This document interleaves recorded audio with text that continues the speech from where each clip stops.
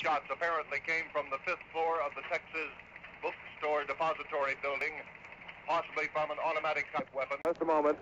We have a bulletin coming in. We now switch you directly to Parkland Hospital and KBOX News Director Bill Hampton. The President of the United States is dead. I have just talked to Father Oscar Hubert of the Holy Trinity Catholic Church. He and another priest tell me that the pair of men have just administered the last rites of the Catholic Church to President Kennedy.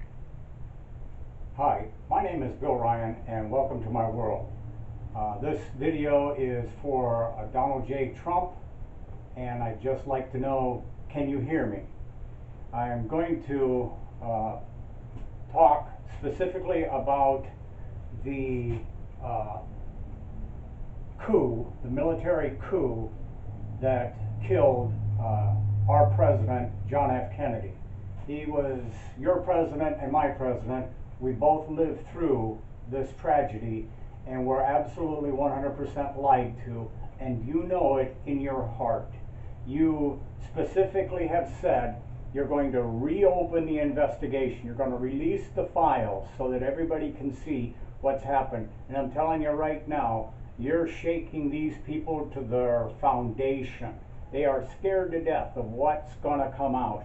And I'm going to tell you what is not going to be in those files that has magically disappeared, like the World Trade Center disappeared.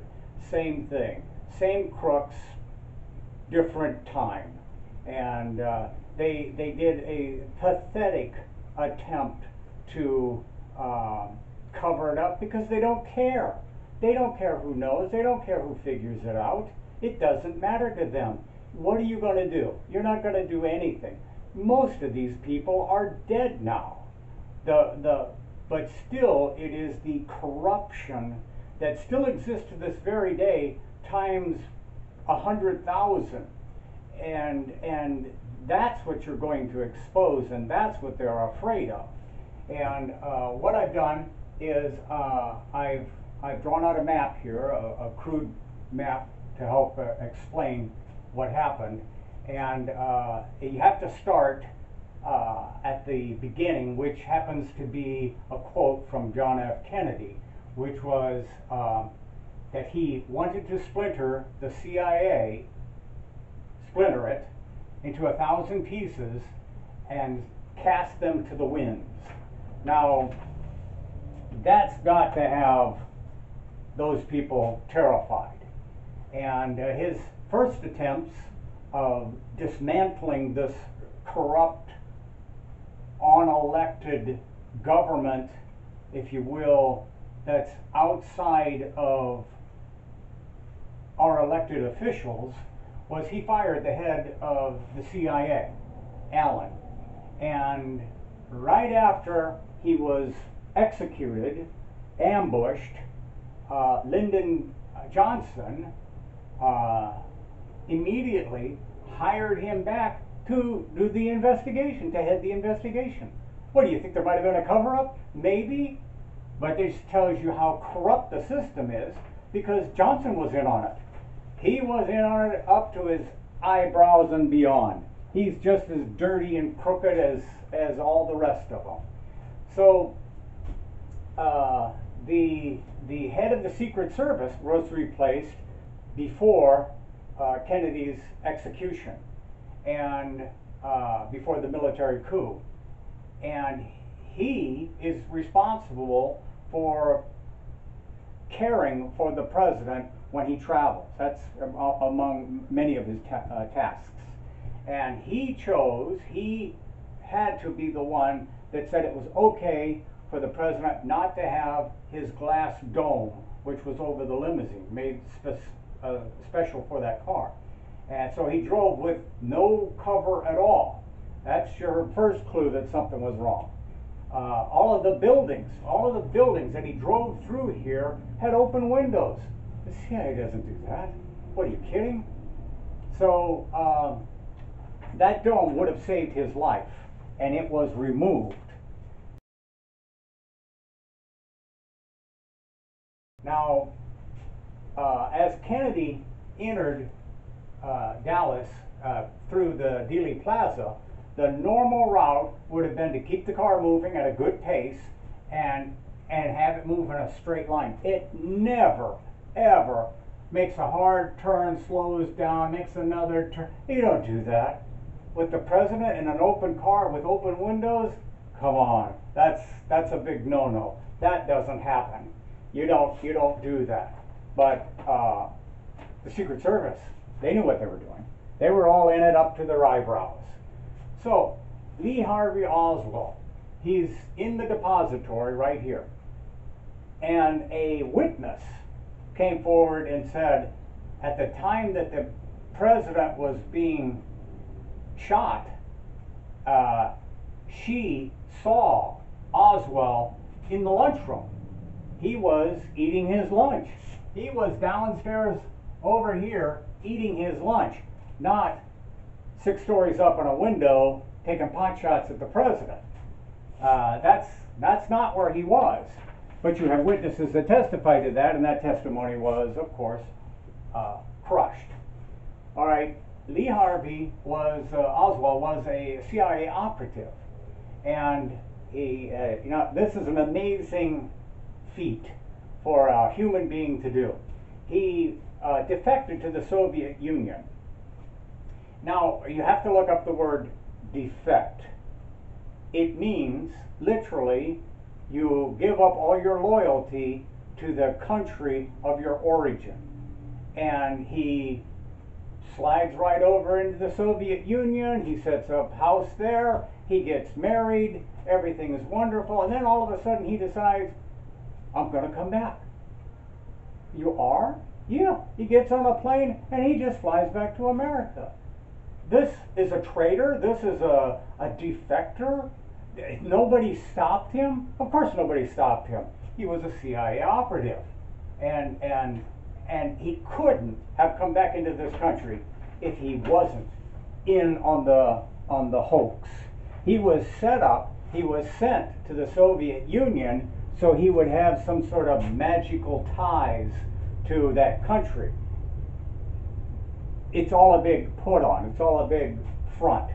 All right, now he was an ex-Marine. So he had obviously some knowledge of weapons. You would think that the Marines might learn how to shoot a gun, and you would think that they would know the different types of guns. So he's an ex-Marine, he's well trained in shooting weapons, and what is his choice, his alleged choice, his weapon that he chooses to end the president's life? What does he choose? He chooses some piece of shit gun that was manufactured in 1891.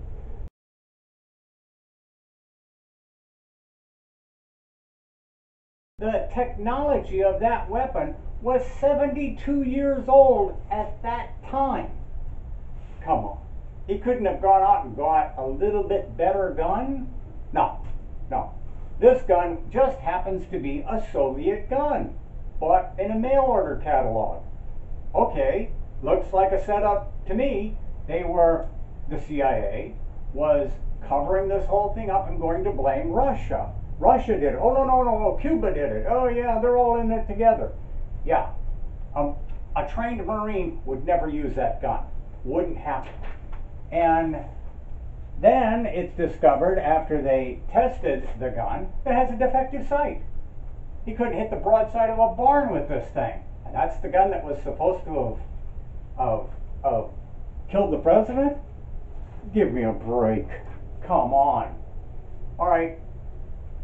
Now, when you look at the photographs outside of the window of the depository, and you look at where the path that it took, it literally is blocked by trees.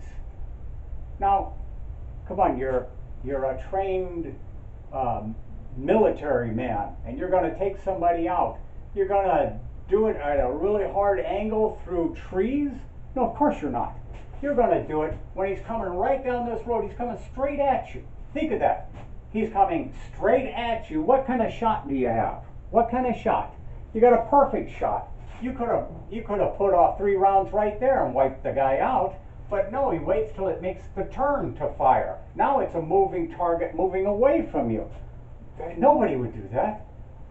A layman can understand this is your best shot, not over here. So, you know, it just doesn't fit. It just doesn't fit. So, then there's photographic evidence that out by the window, there's no shell casings. There's no shell casings. Then all of a sudden, there's 3 shell casings laying on the ground. How does that happen? Okay, they said that there were only 3 shots fired, yet the CIA had found 6 bullets, brass-covered bullets for that gun. 6 of them. Okay, but only 3 shots were fired, but 6 bullets were found. Oh, well, that's more smoke and mirrors. Oh, we're all it shows you how dysfunctional they were, because they didn't matter. Investigate it all you want. We own the system. We have the corrupt judges. We own all these dirty scumbags. You can do whatever you want. Look at anything you want. It doesn't matter. So this was all just diversions, just to make. Oh my goodness, what could have happened? This is crazy. We don't understand. Oh, what else don't we understand? The Dallas Police Department had their recording system where they record communications. And as the police were talking, it's recorded on, of all things during that time period, was an aluminum drum. Well, they played that aluminum drum so many times, it actually split. And that aluminum drum, so people tell us, recorded 5 shots. 5 shots, not 3, like the CIA said. Okay. Here's another thing that probably won't be in any of the files that are going to be released. There was a man standing right here on the road waiting to see the president. That man, James, he was standing right there, and he was hit in the face, in the cheek, with a ricochet bullet. Now, the interesting thing is, all of supposed Oswald's bullets were copper-coated, brass-sleeved, and this one was lead. It didn't come from that gun. So, what happened there? How did that? And if you take the CIA's report where they have 6 bullets, there's a 7th one. Okay, that's kind of a miracle in itself, isn't it? We got miracles all over the place. All right. The limousine had a hole in the windshield.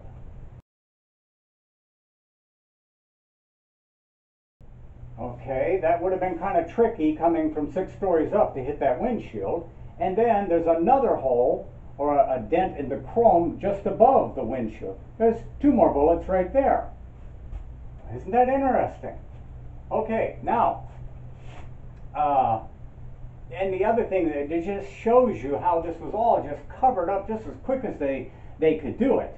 The Kennedy's limousine was repaired and put back in service in 3 days. No kidding.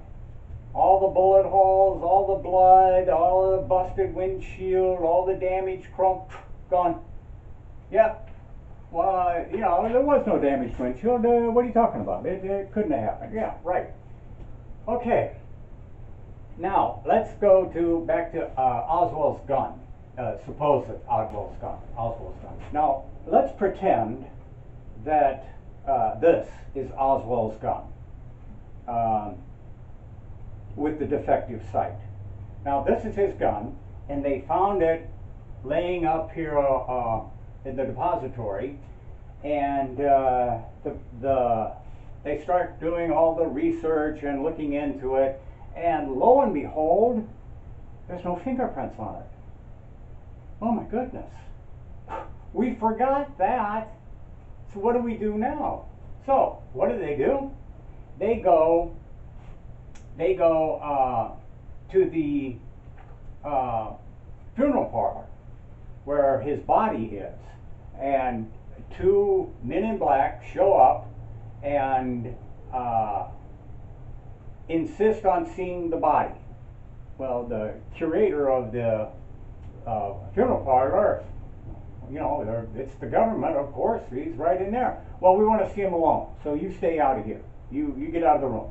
They go in there, and it's just interesting that he specifically remembers them carrying a gun case.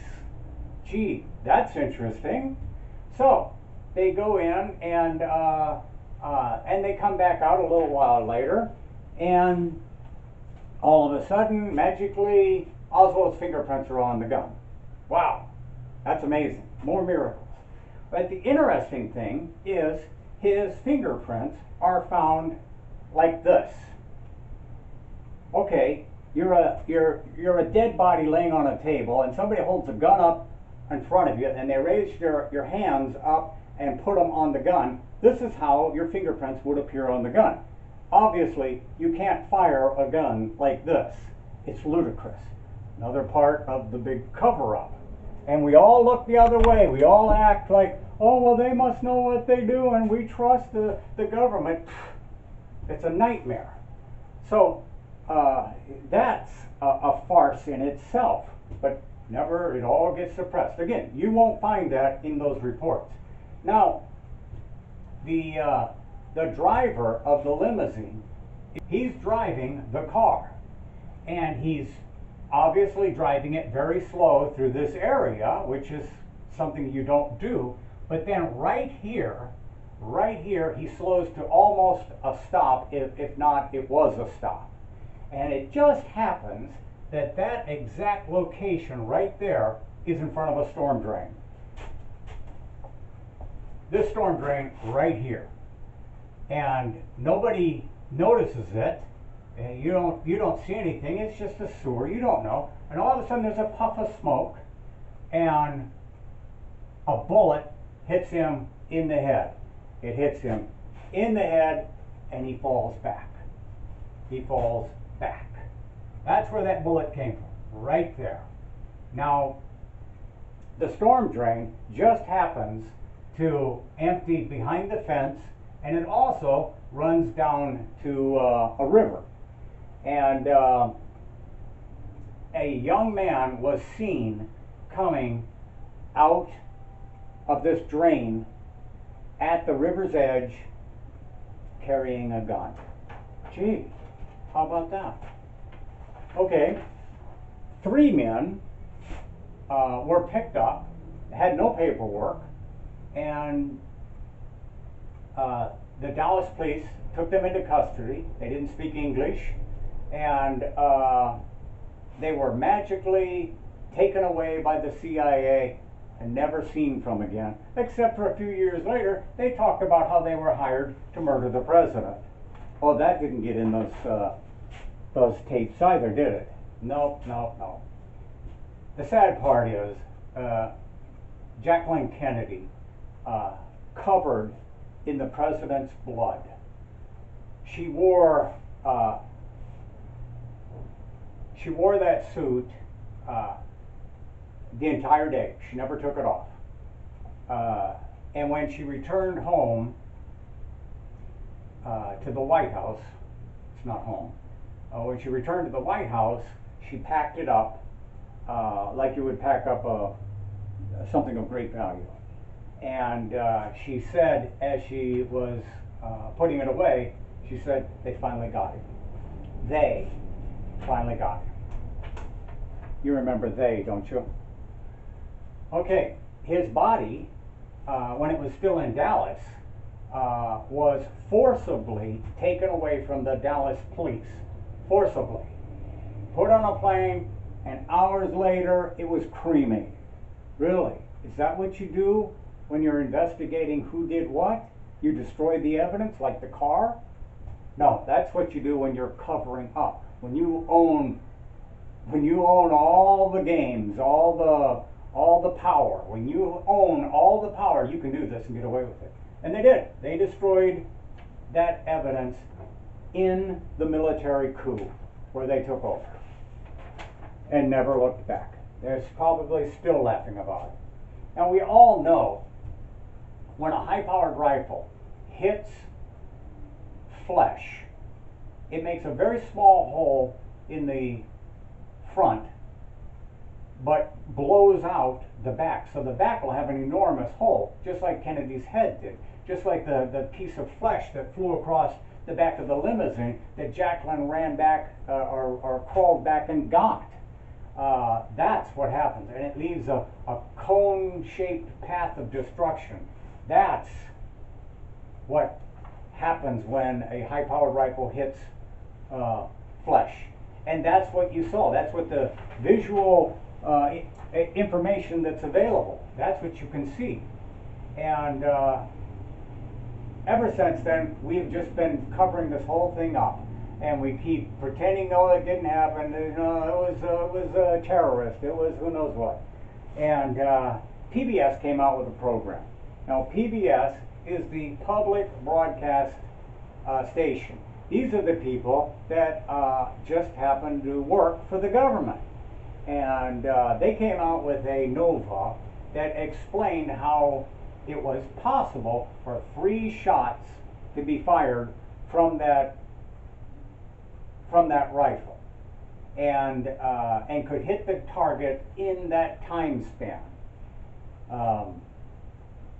Then, about 10 years later, they proved that it was 2 bullets. So it's gone from 3 to 2. But yet we still have 6 bullets. One hit the wind, and one of them went through the windshield. One of them got lodged in the windshield support, and the other one hit a guy in the face. But now there's only 2 bullets.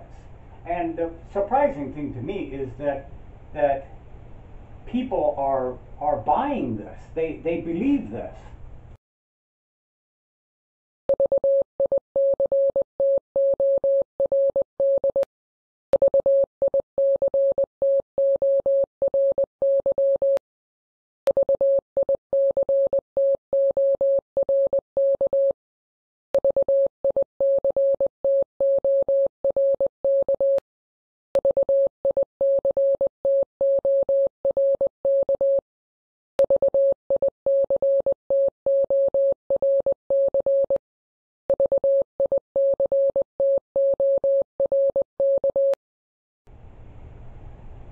The PBS has clearly played their part in brainwashing the next generation that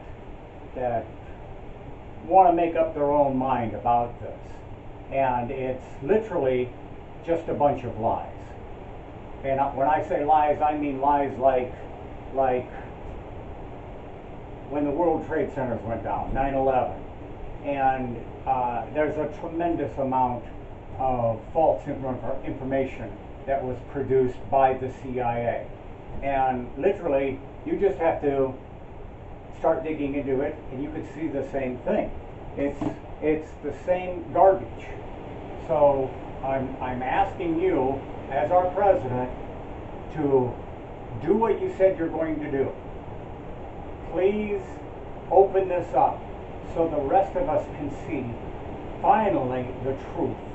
And we need to do one about 9/11, because there's a lot of dirt that is coming out, and you want to make sure you're on the right side when all of this starts to when their house of cards starts to collapse, when the banks and the corrupt people that are behind all this, when it starts to fall apart.